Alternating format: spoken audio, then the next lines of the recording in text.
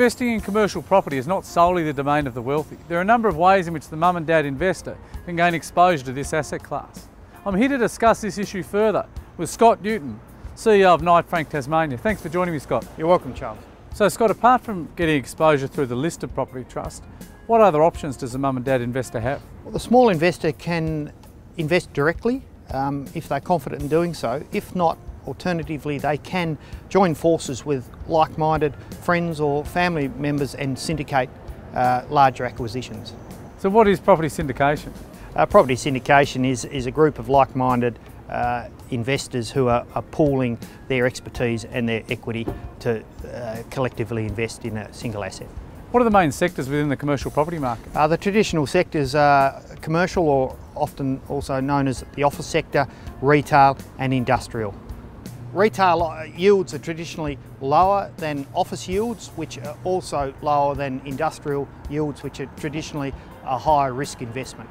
So each of the sectors would perform differently in different market conditions, is that how it works? Yes, certainly they do, and that's obviously reflected by the yield and the prices that investors are willing to pay for those assets. As a property investor, what are some of the issues that an investor should be aware of? Investors have got to be extremely mindful of the lease covenant, the strength of the tenant, their ability to continue to trade successfully from that premises, and also alternative use. What does happen if the tenant chooses to vacate?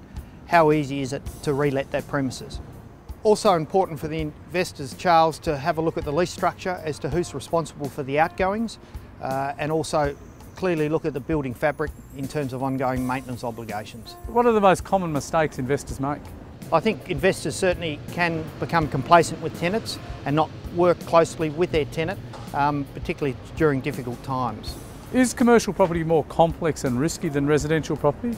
Commercial property is more risky, and that's reflected in the yield being generally higher than residential returns, and largely as a result of the increased management risk and tenant risk that does attach to a commercial investment, and investors need to be very conscious of that. What advice would you give to any prospective purchaser of commercial property? Importantly, one needs to do their research and seek independent advice from a valuer or from someone that's well qualified to provide that advice. Thank you for your time, Scott. It's been a fascinating insight into how commercial property works. If you have any questions, please don't hesitate to contact us.